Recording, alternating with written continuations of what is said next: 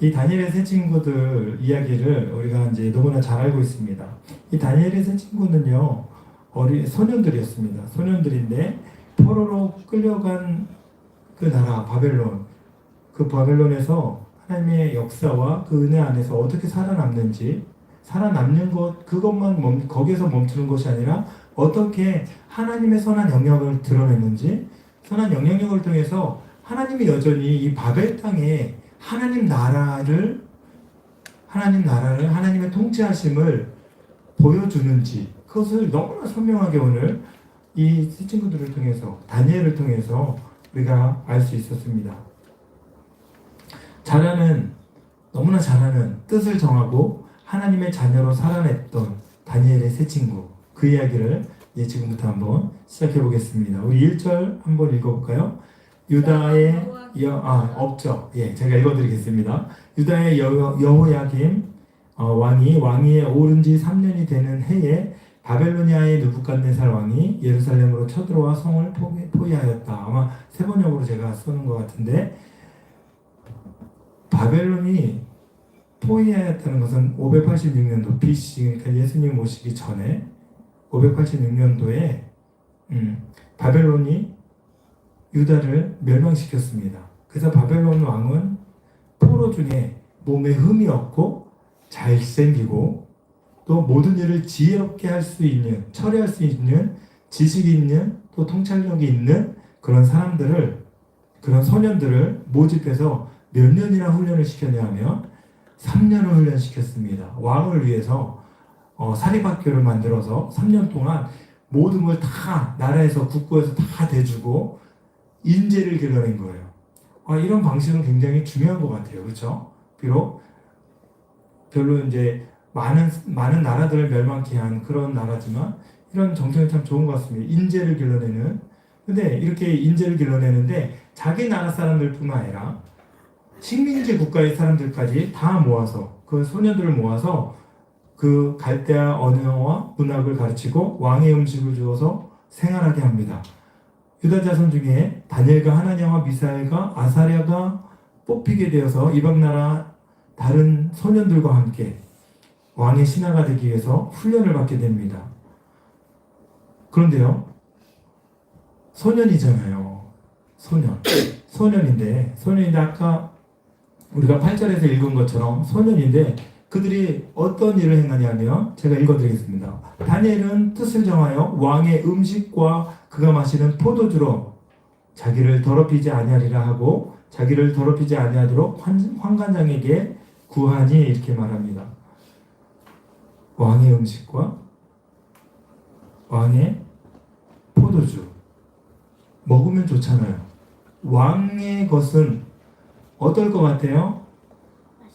맛있을 것 같아요. 와, 뼈인가요? 그냥 너무나 맛있는 고기와 음료수와 끊이지 않는 과일과 뭔가 엄청 나오겠죠. 그걸 가지고 이 소년들을 훈련시키고 또 살찌우고 건강하게 그렇게 이제 정책을 폈습니다.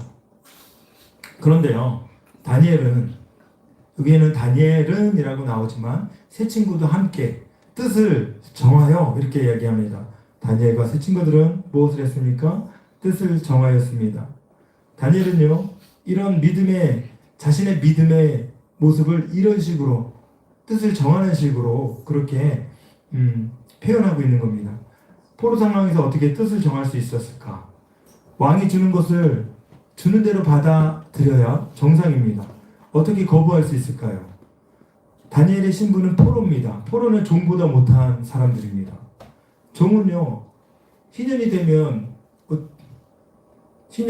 풀려날 수도 있고, 또 그 전에 누가 그 종의 몸값을 지불하면 풀려날 수도 있었어요. 히브리법에는. 그런데 외국에 종으로 끌려간 거예요. 언제 풀려날지 몰라요. 근데 그곳에서 종이 돼서 왕이 주는 걸 거부한다는 것은 자기 생명을 소년임에도 불구하고 내려놓고 하나님의 뜻을 따르겠다는 거죠. 생명이 언제 사라질지 모르는 사람들입니다. 문제 하나 내겠습니다. 다니엘의 생명은 몇 개일까요?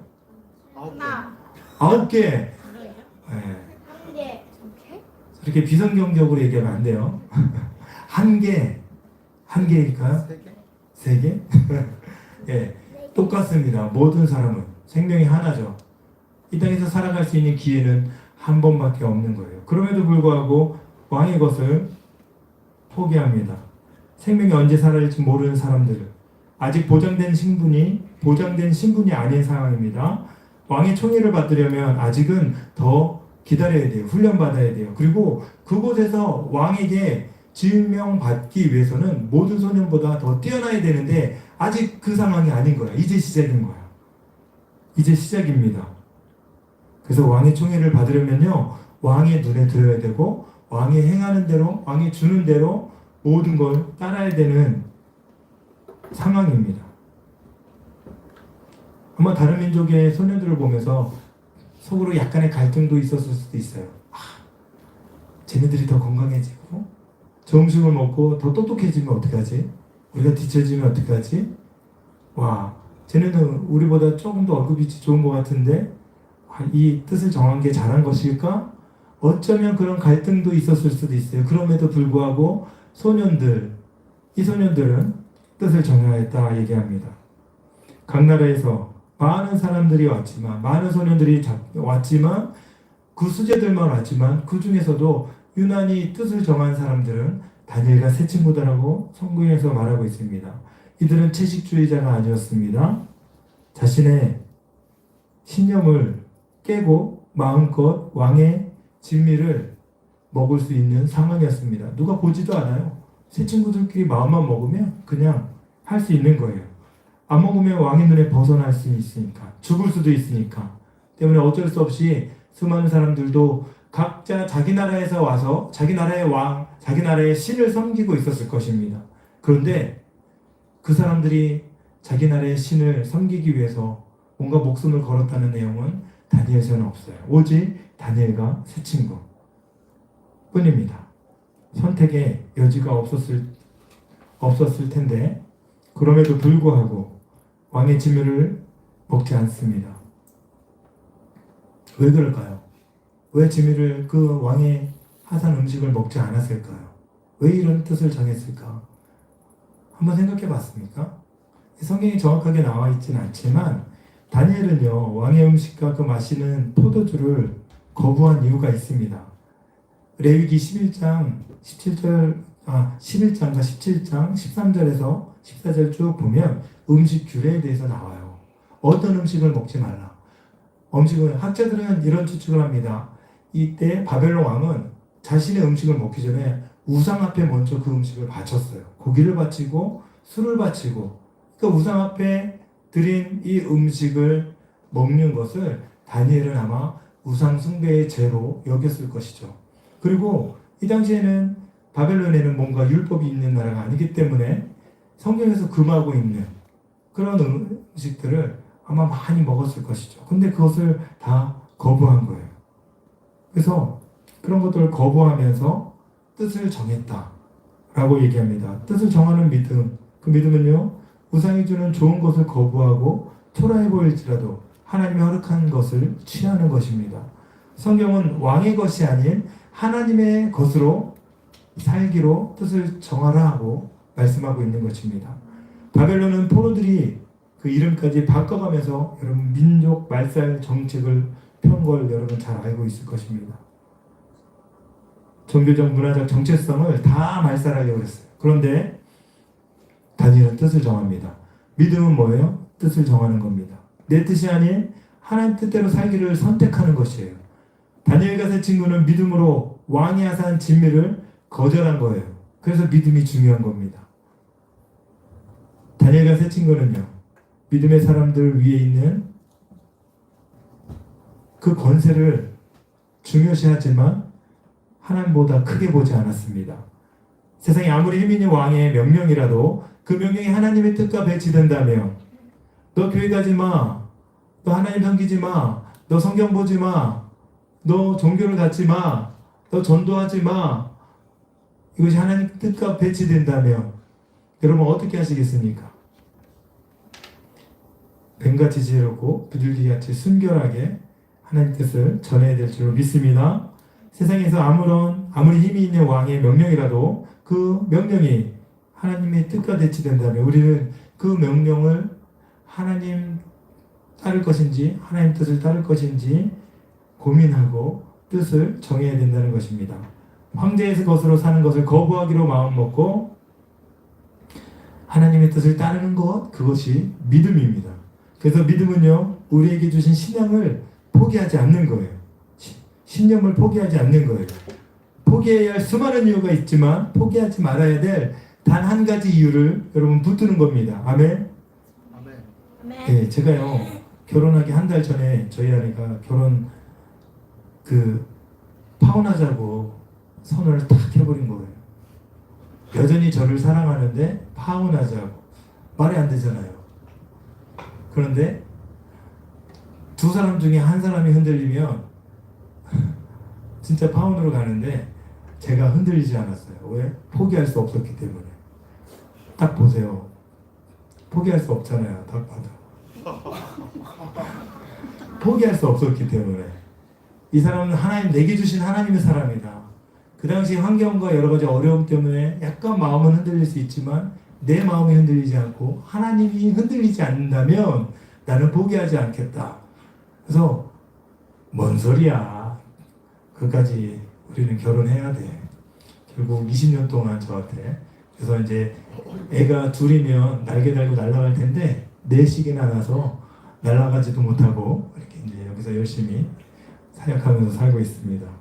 포기하지 않는 것. 주님의 뜻을 굳게 잡는 것. 그것이 믿음입니다. 때로는 이것을 손해보더라도 자기가 정한 뜻을 굽히지 말아야 합니다. 제가요, 어느 미용실에 갔는데, 거기 이제 원장님이 교회를 다니셔요. 원장님이 교회를 다니시는데, 그분이 이제 경영 철학이 참 좋으시더라고요. 머리를 깎을 때 사람들이 오면, 지금 이 사람에게 모든 걸 다 쏟아내고, 이 사람에게 이제 모든 서비스를 다 해주기 위해서, 이 사람을 포기하지 않기 위해서, 다른 손님을 자기는 포기한다고 얘기하더라고요. 포기할 때도 있다고. 그래서 이 사람 마인드가 너무나 좋다. 손해보더라도 정말 포기하지 않을 것, 그것을 지켜내는 것, 그 마인드가 너무나 좋다. 그런 생각을 해봤는데요. 여러분, 뭔가 포기하면 반드시 손해보게 돼 있습니다. 그것을 붙잡으면 하나님 더블로 채워주겠지? 아니에요. 채워주셔도 감사하고 안 채워주셔도 그 일들을 통해서 하나님 일하시는 것이 있는 것이죠. 그래서 우리는 하나님의 뜻, 그 앞에 뜻을 정하고 하나님의 뜻을 선택하는 믿음의 사람이 되기에 축복합니다. 아멘. 아멘. 여러분, 성도의 적은 누구일까요? 성도의 적은 뭘까요? 우리 로마서 12장 2절 암송하는 친구들이 있는데 한번 암송해 보겠습니다. 너희는 이 세대를 본받지 말고 오직 마음을 새롭게 함으로 변화를 받아 하나님의 선하시고 기뻐하시고 온전하신 뜻이 무엇인지 분별하도록 하라.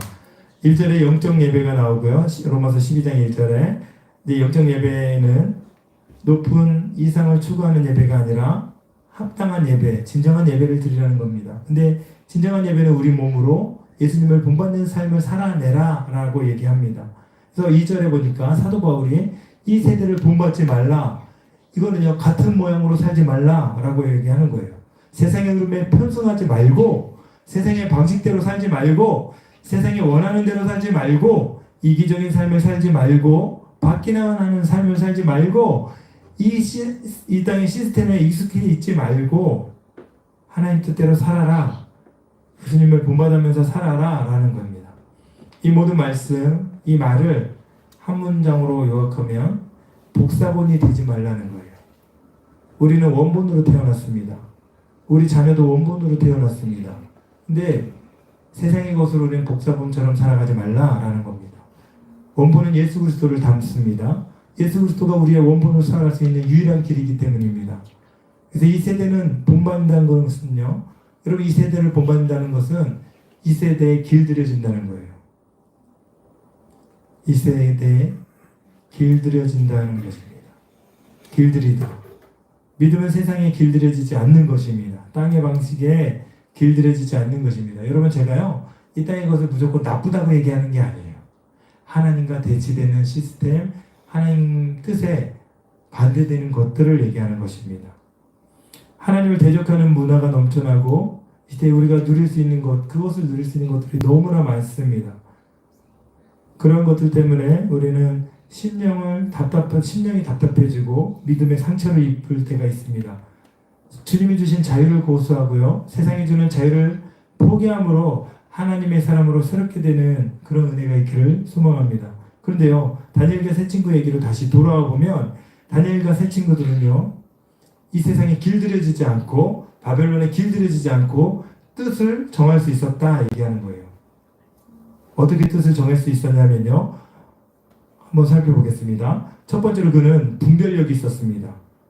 우리 8절을 다시 보면 다니엘은 뜻을 정하여 왕의 음식과 그가 마시는 포도주로 자기를 더럽히지 아니하리라 하고, 여기 보니까요, 미국 성서공회에서 CV 버전으로 영어 성경에 나오는데 제가 발음은 별로지만 이렇게 나옵니다. Only what God had approved for his people to eat, 이렇게 나옵니다. 이거 무슨 뜻이에요? 지금 하원이가 입을 떡 벌리고 막 괴로워하는 표정을 줬어요. 시티즌 미국 시티즌인데 무슨 뜻입니까? 그의 백성이 먹을 것을 하나님께서 승인하신 것만 먹을 수 있다는 거예요. 하나님이, 근데 우리 한글 성경에는 이런 내용이 안 나오잖아요. 하나님이 승인하신 것만 먹는다는 거죠. 그런데요, 하나님이 승인하신 것을 어떻게 알고 있었습니까? 다니엘과 세 친구는 하나님의 말씀에 빠삭한 거예요. 어린 시절부터, 소년 때부터. 너희들이 어릴 때부터 듣는 이 말씀, 그 말씀이 너무나 중요한 겁니다. 그래서 제가요, 저희에게 물어봤어요. 이것저것 물어보고 대화를 하다가 첫째 아이가 이런 말을 하더라고요. 무엇이 틀린지는 내가 분별할 수 있을 것 같아요. 이런 얘기를 잠깐 하더라고요. 이제 선생님과의 대화 속에서 여러 가지 내용이 왔다 갔다 했는데, 그러니까 제가 그 말을 듣고 딱 깨달은 게 있습니다. 하나님 말씀을 마음에 새기는 친구들, 어릴 때부터 말씀을 듣는 사람들, 그래서 모태신앙도 너무나 중요한 거예요. 못된 신앙이 아닙니다. 왜? 어릴 때부터 분별력이 생겨요. 무엇을 할까? 이것도 중요하지만 무엇을 하지 말아야 될까? 이것에 대한 분별력이 정확하게 생기는 겁니다. 여러분, 성경하는 사람들의 공통점이 있습니다. 누구를 만나서 성공한 게 아니에요. 누구를 만나지 않아서 성공한 거예요. 그 사람들은. 만나지 말아야 될 사람들이 있는 거예요. 비즈니스에도. 하나님 믿는 사람들도 마찬가지입니다. 우리는 613가지의 율법을 구약에서는 말하고 있습니다. 근데 613가지 그 중에 365개는 하지 말라, 248개는 하라, 이렇게 얘기합니다. 365개 하지 말라, 부정적인 명령입니까? 저는 그렇게 생각하지 않습니다. 하지 않을 때 여러분에게 하나님의 생명이 여러분에게 부어주시는 거예요. 초긍정적인 것입니다.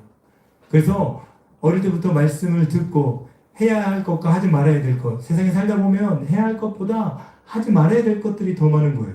그것을 분별하는 것이 하나님의 은혜입니다. 그것을 분별하기 위해서 믿음으로 뜻을 정하는 거예요. 아멘. 우리 아이들이 그런 아이들 됐으면 좋겠습니다. 어릴 때부터 신앙 교육이 필요한 이유입니다. 두 번째는요, 자기 정체성을 환경에 맡기지 않습니다. 어릴 때부터 하나님의 자녀의 정체성, 그 정체성은요, 황제의 것으로 움직이지 않습니다. 하나님의 말씀으로 지켜냅니다. 다니엘과 세 친구들은요, 각각 자기의 이름의 뜻을 가지고 있어요. 다니엘, 하나님은 나의 심판관이시다. 하나냐, 여호와의 은혜. 너무 좋잖아요. 미사엘, 하나님은 어떤 분? 강한 분. 미사엘, 하나님은 어떤 분? 라우나, 하나님은 어떤 분? 그렇죠. 하나님, 힘센 분, 강한 분. 맞아요. 그리고 또 누구 있죠? 아사랴. 아사랴는 여호와는 도움이시라. 이런 의미가 다 있습니다. 근데 이름을 싹 바꿔버렸어요. 다니엘을 벨드사살, 벨이 감춰진 보물을 지키는 자, 우상의 보물을 지키는 자라는 거예요. 하나냐, 여호와의 은혜. 이거 이름을 사드락으로 바꿉니다. 태양의 영광, 태양신에 대한. 또 미사엘, 벨삭으로 바꿉니다. 삭, 여신에 속한 자. 그리고 여호와는 도움이시라. 아사랴를 아벳느고, 밝게 비치는 불의 종. 자신의 우상의 이름으로 싹 바꿔버리는 거예요. 이렇게 이름을 싹 바꿔버렸는데도 불구하고 다니엘의 세 친구도 죽으면 죽으리다 불구덩이 속에 들어가는 그런 위험을 감수하고도 자기네 정체성을 딱 지켜내는 거예요. 여기 환경이 그렇습니다. 이름을 바꿔도 변하지 않는 것, 자기 이름을 고수하는 것, 하나님 내게 주신 이름, 바벨론 땅에서도 그걸 고수하는 것. 이 아이들이요, 성장하면 성장할수록 우리 청년들이 결혼하면 결혼할수록 가정을 갖고 자녀를 낳으면 낳을수록 믿음으로 이 아이들을 키우고 믿음으로 살아가는 게 더 힘들어집니다. 그래서요, 청년들은 여러 번 위기가 있습니다. 처음에는 고등학교 입시할 때는 좀 나아요. 왜? 하나님, 저에게 원하는 대학을 붙여주십시오. 기도하거든요. 대학 들어가면 흔들립니다. 우리 청년들은 거기서 살아남은 사람들이에요. 대학 들어가서 거의 다 10명 중에 7명, 8명은 다 교회를 떠납니다. 그리고요, 언제 떠나냐? 결혼해서 떠나요. 한두 명, 10명 결혼하면 또 거기서도. 그런 환경이 주어질 때 여러분, 다니엘을 생각하셨으면 좋겠습니다. 뜻을 정하고. 첫 번째 우리 가정의 원칙은 뜻을 정해서 하나님 뜻을 따라가겠습니다. 그렇게 자신의 정체성, 하나님의 자녀로서의 정체성, 그것을 잊어버리지 않았으면 좋겠습니다. 다니엘은 하나님이 나의 심판자이시다, 이렇게 자신의 이름을, 그래서 하나님이 나의 심판자라는 거예요. 바벨론 너희들이 겉으로 보기에는 우리를 심판했지만 너희는 심판의 도구일 뿐이지 심판의 주체는 하나님이신데 이 심판은 반드시 우리를 회복시키실 하나님의 은혜를 품고 있는 거야. 다니엘은 분명히 알았습니다. 그래서 자신의 이름을 포기하지 않아요. 나 다니엘은 항상 이렇게 자신의 이름을 앞에다 놓고 그렇게 이 다니엘서를 써내려갑니다. 여러분, 이런 상황 속에서 뜻을 정하고 왕의 음식을 거절하고 야채로 물로 자기의 배를, 자기의 건강을 챙긴 것이죠. 이렇게 모든 상황 속에서 다니엘이 바벨론에서도 하나님의 정체성을 지켜나갈 그 은혜, 그 삶을 통해서 우리 또한 많은 교훈을 주는 것입니다. 여러분에게 하나님의 자녀라는 정체성이 있습니다. 원본으로 살아가고자 하는 그것을 포기하지 않았으면 좋겠어요. 그래서 하나님께서 여러분에게 부어주신 은혜를 여러분이 끝까지 잡았으면 좋겠습니다. 하나님을 경외하는 삶, 그 삶을 살아냈으면 좋겠습니다. 믿음의 선택은요, 다니엘과 세 친구들을 위기로 너무 몰아넣을 수도 있었습니다. 그럼에도 불구하고 하나님이 기뻐하시는 일의 뜻을 정하는 것, 그것이 성도의 믿음인 것입니다. 각자의 삶 속에 믿음의 뜻을 정하는 우리 귀한 성도님들 되셨으면 좋겠습니다. 그런데 놀라운 것은 하나님 어떤 일을 행하셨을까요? 하나님 어떤 일을 행하셨을까요? 여러분 그거 아십니까? 하나님이 먼저 뜻을 정하셨다는 거? 다니엘에 앞서서 하나님이 먼저 다니엘의 뜻을 정하기 전에 이미 하나님께서 다니엘과 세 친구들의 중심을 보신 거예요. 하나님께서도 뜻을 정하신 것입니다.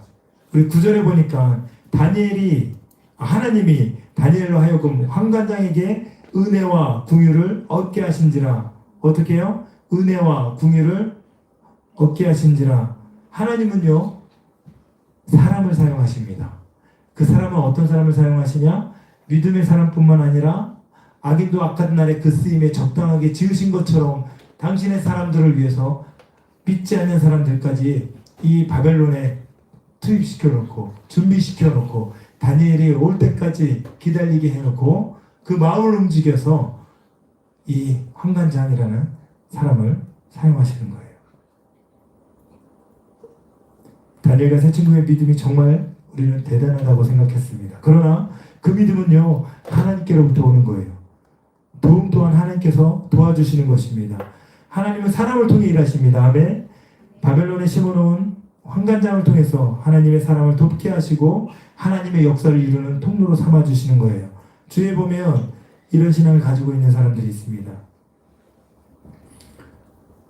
막 하나님이요, 그냥 자신에게 직접 얘기해 주셔야만 일을 한다는 사람이 있어요. 자기의 입에 뭔가 직접 떠 넣어 주셔야만 일을 한다는 사람이 있어요. 근데 감나무 밑에서 아무리 입을 벌려도 그 감이 입으로 떨어질까요? 하나님은 당신의 사람들을 통해서 일하시는 거예요. 여러분을 통해서 일하시고 또 우리 주위에 믿지 않는 사람들까지 동원해서 당신의 일들을 하십니다. 어떻게 일을 하시냐? 그 마음에 감동을 시켜주셔요. 놀랍지 않습니까? 우리 사모님이 한창수 목사님의 말씀을 얼핏 말씀 씻는 교회가 어디에 있다 지나가는 말씀으로 들었는데 또 마음에 감동이 있으셔서 작년에 여기에 오시고 한참 예배를 같이 드리시고 올해 또 같이 예배 드리시고 개척교회는 너무나 큰 힘이 됩니다. 그리고 또 어느 날 어떤 자매가 전화가 온 거예요. 메시지로 아내에게 메신저를 보낸 겁니다. 한 번도 일면 일식도 없고 특히나 이름 밝힐 수 없지만 제주도에 사는 자매예요. 이 말씀 듣는 교회 한번 와보고 싶다고 해서 우리가 약속을 해서 이 자리에서 이제 같이 대화를 나눴는데 이 자매님이 이제 아내 SNS를 보고 마음의 감동이 돼서 중간에 이직을 하기 위해서 이제 교회를 옮기는 상황이었는데 그 당시에 모아놓은 헌금이 좀 있었나 봐요. 그거를 말씀 듣는 교회에 헌금을 하고 싶다고 그래서 갖고 온 거예요. 어떻게 그렇게 일면일식도 없는 한 번도 보지 못했던 그런 사람들을 통해서 하나님 이곳에서 일을 하시나 너무나 하나님께서 또 자매를 통해서 큰 위로를 우리에게 허락하셨습니다. 지금까지 살아오면서요 지금의 제가 있었던 것은요 수많은 사람의 헌신과 도움이 있었다는 거예요. 우리 성도님들이 있었기 때문에 제가 있고 푸른자매, 희연자매, 대근 형제님이 있었기 때문에 우리 아이들이 있었기 때문에 우리 아내가 있었기 때문에 저는 지금까지 이렇게 살아온 거죠. 또 엊그저께 한 20년 만인지 30년 만인지 저희 교회학교 선생님이 저한테 전화를 하셨어요. 제가 중학교 1학년 때부터 3학년 때까지 저를 담임했던 분입니다. 제가 주일날 한번 쏙 빼먹었거든요. 그런데 고등학교 때 제 표정 봐. 고등학교 때 주일날 친구들과 이제 어울리냐고 싹 빼먹었는데 그때 하필이면 교회 앞으로 지나갔어요 제가. 근데 우리 하원이 엄마 여기 이제 우리 하원이가 왔는데 하원이 엄마가 저한테 교회 앞에서 만나서 너 왜 안 왔냐고 너네 선생님이 너희들 안 와서 울면서 기도하셨다는 거예요. 근데 제가 고등학교 때 그 선생님이 나를 위해서 울면서 기도하신 남자 선생님이거든요. 울면서 기도했다는 그 말씀에 너무 충격을 받았어요. 누가 나를 위해서 울면서 기도를 해주시지? 교회에 한 줄 빠진 것 뿐인데 근데 그분의 그 눈물의 기도 그리고 우리 남학생들만 3년 동안 담당해서 기도해 주시고 가르쳐 주시고 그분이 지금 목사님이 되셔서 장로님이셨는데 목사님이 되셔서 분당에서 개척을 하고 계셔요. 그래서 그분이 전화를 하신 거예요. 너무나 호탕하게 웃으시면서 엄청 좋아하시더라고요. 이런 분들의 모습, 이런 분들의 삶, 이런 분들의 헌신 그런 사람들을 통해서 저는 제가 지금까지 살아온 것입니다. 여러분의 삶도 마찬가지고 여러분도 누군가에게 또 그런 디딤돌 역할을 해줬으면 좋겠습니다. 또 하나님은요 소년들의 마음에 담대한 믿음을 주신 거예요. 다니엘과 세 친구는 하나님을 신뢰하는 믿음으로 왕의 음식을 거부합니다. 하나님 주신 담대함 그 마음으로 신앙을 지킬 수 있도록 하나님은 도우시는 분이십니다. 여러분 주님의 도움을 구하시면요 주님이 도와주시는 거예요. 사랑하는 다니엘과 하나냐와 미사엘과 아사랴가 생명을 걸고 믿음을 지켜내기 위해서 왕의 음식을 거부하는데 그것을 뜻을 정한 것처럼 하나님께서도 다니엘을 돕기로 뜻을 정한 것입니다. 그래서 환관장의 은혜와 궁유를 얻게 하신 거예요.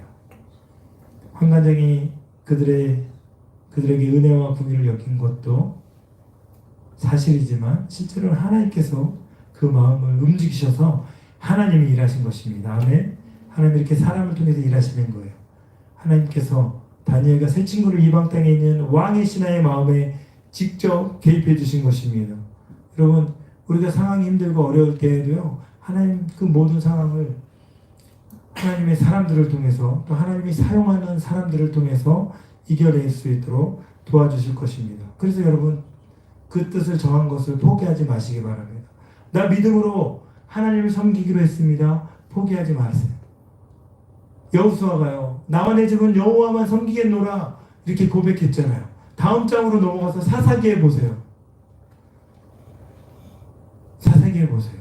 어떻게 됩니까? 다른 세대로 변해버립니다. 고백이요, 삶으로 이어진 그런 은혜가 있기를 소망합니다. 예수님께서도 죽음 앞에서 자신의 뜻을 굽히지 않았습니다.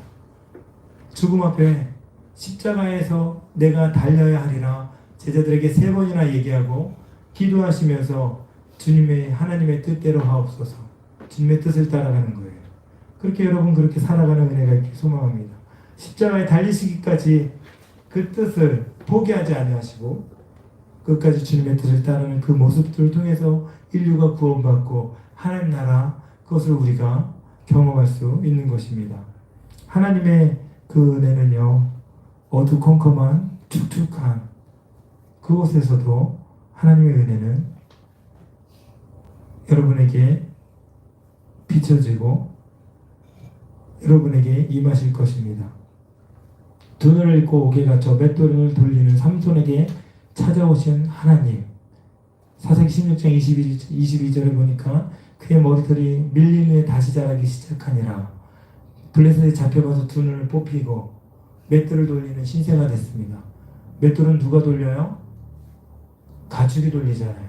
가축보다 못한 신세가 됐는데 그곳에서 머리가 자란대요. 머리가 자란다는 것은 하나님이 그곳에서도 역사하신다는 거예요. 우리가 맷돌을 돌리고 있는 그 신세가 되었어도 하나님 그곳에서 찾아오시는 거예요. 그래서 당신의 일들을 이루십니다. 아멘. 그리고 하나님께서는요, 그냥 그 소년들을 내버려 두지 않습니다. 얼굴이 토실토실해지고 그 얼굴에 광채가 나게 하시는 거예요. 열흘 동안 채소만 먹었음에도 불구하고 광채가 나는 얼굴로 바꿔주시는 것입니다. 그럴 수밖에 없는 것 같아요.